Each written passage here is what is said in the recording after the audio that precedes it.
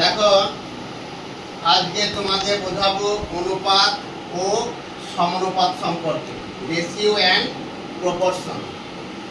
Ratio and proportion. তাহলে অনুপাতটা কি? অনুপাতটা কাকে বলে? দুটি সমজাতীয় রাশি বা একই জাতীয় রাশির মধ্যে তুলনা করাকে আমরা বলি অনুপাত। কিংবা দুটি একই জাতীয় রাশি একে অন্যটি কত গুণ বা কত ভাগ তার তুলনা করাকে আমরা বলছি অনুপাত। এবার এই অনুপাতের বিভিন্ন অংশ আছে। এই অনুপাতকে আমরা বিভিন্ন ভাগে ভাগ করতে পারি। এই অনুপাতের দুটো অংশ পাবো। একটা হচ্ছে পূর্বপদ, কি বললাম? পূর্বপদ। আর একটা কি পাবো? উত্তরপদ। তাহলে পূর্বপদ আর উত্তরপদ। এবার পূর্বপদটা কি? অনুপাতের প্রথম পদ। কি বললাম? অনুপাতের প্রথম পদ, এইটাকে বলি আমরা পূর্বপদ। আর অনুপাতের দ্বিতীয় পদ, অনুপাতের দ্বিতীয় পদ, এইটাকে আমরা বলি উত্তরপদ। যেমন ধরো 2:3, তাহলে দুইটা হয়েছে কি? দুইটা হয়েছে পূর্বপদ আর তিনটা হয়েছে উত্তরপদ।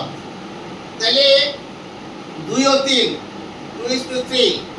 এবার অনুপাতের বিভিন্ন অংশ, অনুপাতকে আমরা বিভিন্ন শ্রেণীতে ভাগ করতে পারি। কি কি শ্রেণীতে ভাগ করতে পারি? একটা হচ্ছে লঘু অনুপাত, একটা হচ্ছে গুরু অনুপাত, একটা হচ্ছে সমানুপাত, আর একটা হচ্ছে ব্যস্তানুপাত, একটা হচ্ছে বৈষম্য অনুপাত, তারপরে হচ্ছে তোমার আর কি অনুপাত আছে? যৌগিক অনুপাত। আর কি অনুপাত আছে? দ্বিগুণানু অনুপাত। আর কি আছে? দ্বিবিভাজিত অনুপাত। আর একটা আছে ত্রিগুণানুপাত, আর একটা ত্রিবিভাজিত অনুপাত। এই অনুপাত সম্পর্কে আজকে তোমাদের বোঝাবো। তাহলে দেখো পূর্বপদ আর উত্তরপদ বুঝতে পারলে। এইবার হচ্ছে গুরু অনুপাত। অনুপাতের যে বিভিন্ন অংশ আছে সেই গুরু অনুপাত। গুরু অনুপাতটা কি? যে অনুপাতে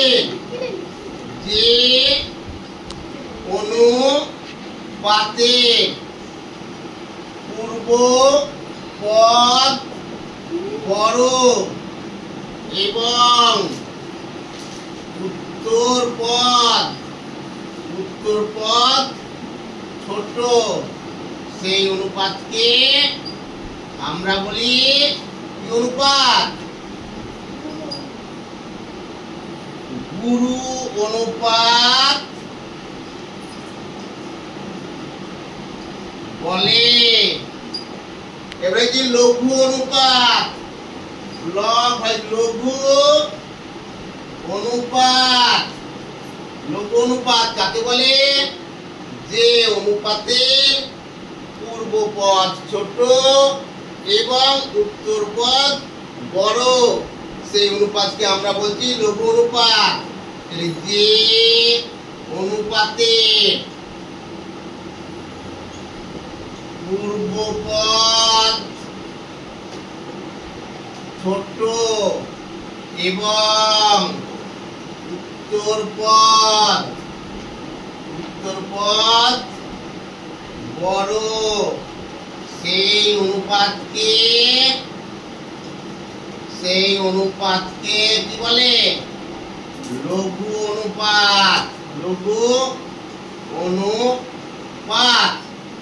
যেমন ধরো, যেমন 2:3, এই দুইটা কি, দুইটা ছোট, পূর্বপদ ছোট আর উত্তরপদ বড়, এটা কি লঘু অনুপাত।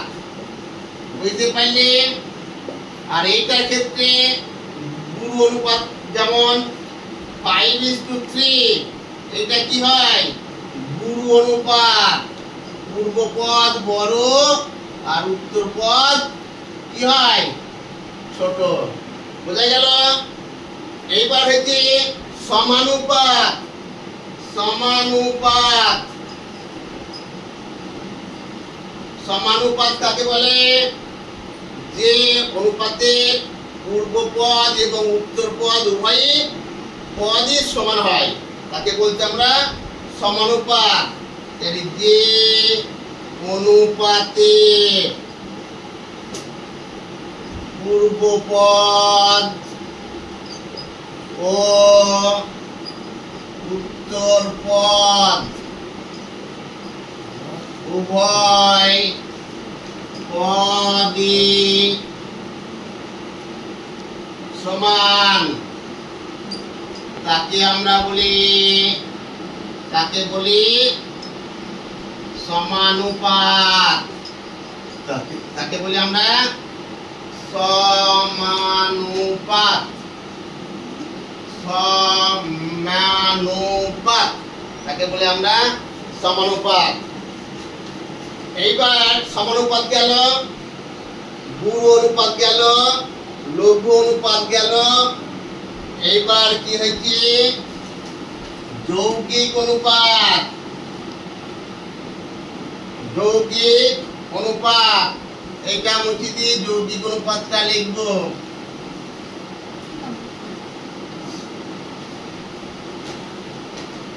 এবার হচ্ছে কি যৌগিক অনুপাত।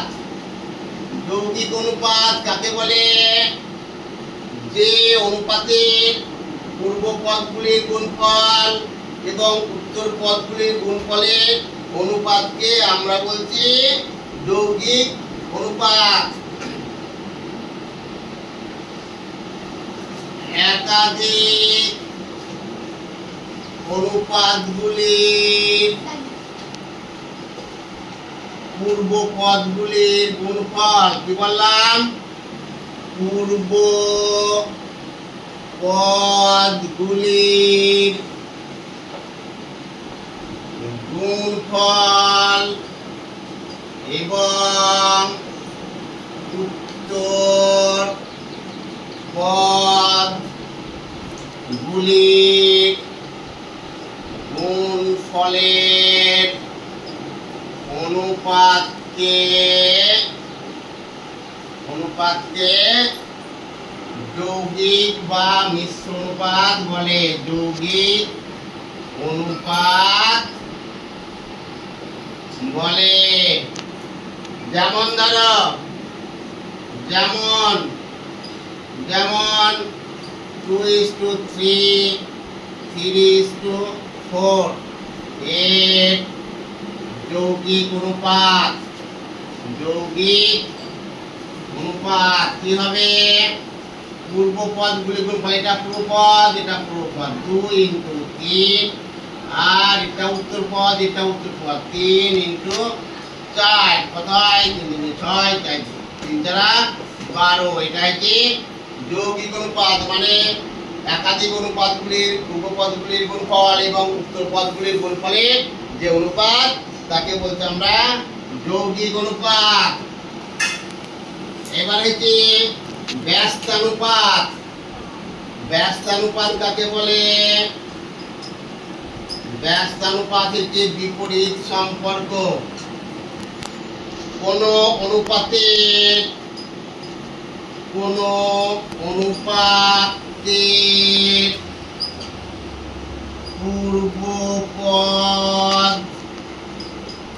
ও উত্তরপদের সঙ্গে উত্তর পদের সঙ্গে অন্য অনুপাতের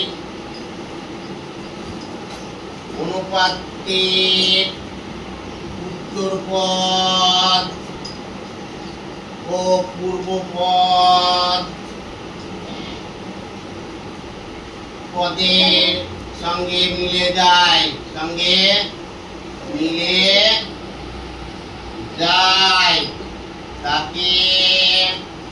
ব্যস্তানুপাত বলে।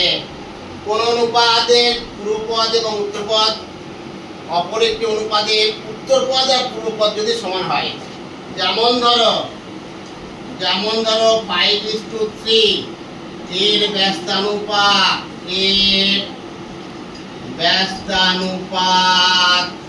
কত? 3:5।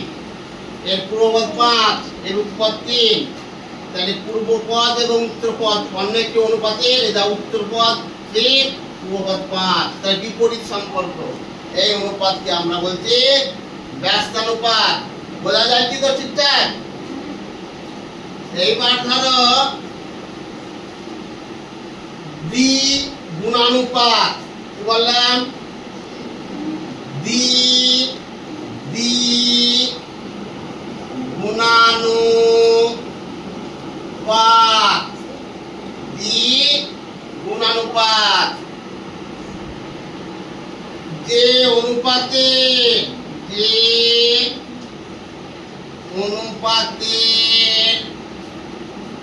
পূর্বপদ ও উত্তরপদ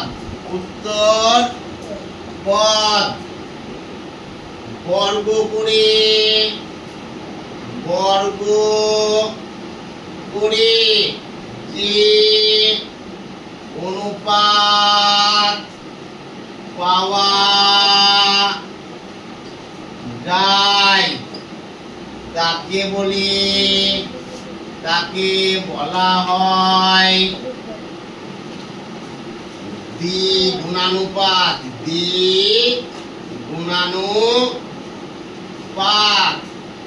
যেমন ধরো 2:3 এর বর্গ করলে যে অনুপাত পাওয়া যায় 2 দুগুণে 4, 3 9 সমান 4:9।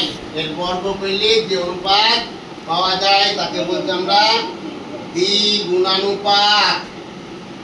এইবার হচ্ছে দ্বিবিভাজিত অনুপাত।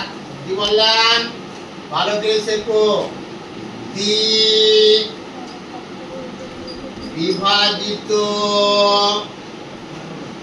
অনুপাত।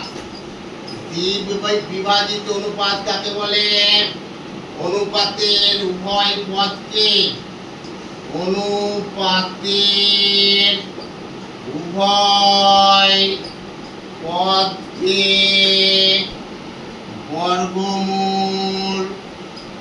বর্গমূল করে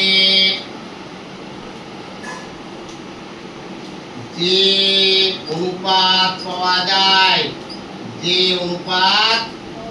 পাওয়া যায় তাকে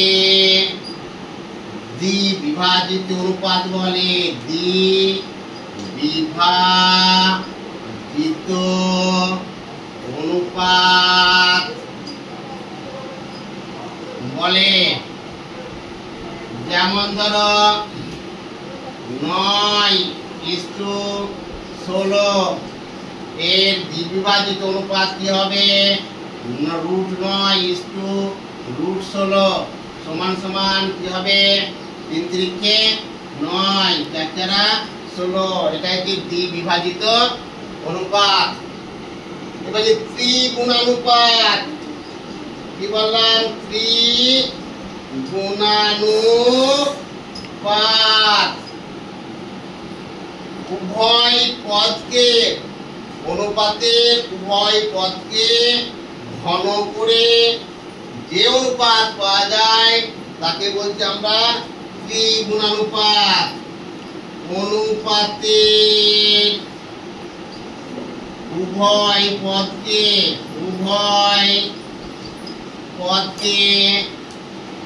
ঘন করে যে অনুপাত পাওয়া যায়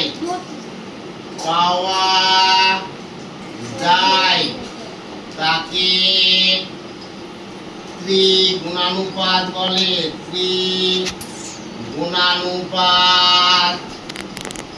বলে। যেমন অনুপাতের উভয় পদকে ঘন করে যে অনুপাত পাওয়া যায় তাকে বলতে আমরা ত্রিগুণানুপাত। যেমন ধরো 2:3, এটাকে যদি আমরা ঘন করি তাহলে 2 কিউব, ঘন হচ্ছে কিউব, পাওয়ারটা হবে কিউব মানে 3, এটা হবে 3 কিউব সমান সমান কি হবে সমান 2 এর ঘন করলে তো 2 দুগুণে 4 দুগুণে 8, এটা কত হয় 3 থেকে 9 3 9 27, বোঝা গেল। এইবার ধরো দ্বিগুণানুপাত, দ্বিবিভাজিত অনুপাত, ত্রিগুণানুপাত আর ত্রিবিভাজিত অনুপাত। কি বললাম? ত্রিবিভাজিত অনুপাত কাকে বলে? ত্রিবিভাজিত অনুপাত কাকে বলে? অনুপাতের উভয় পদকে ঘনমূল করে যে অনুপাত পাওয়া যায় তাকে বলে আমরা ত্রিগুণানুপাত। তাহলে অনুপাতের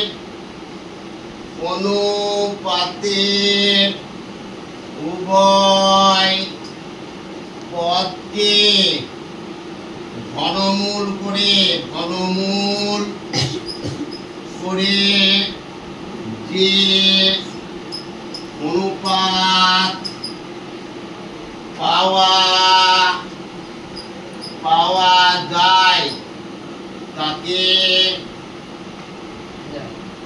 ত্রিবিভাজিত অনুপাত বলে। ত্রিবিভাজিত অনুপাত বলে। ত্রিবিভাজিত অনুপাতের একটা এই দেখো উদাহরণ,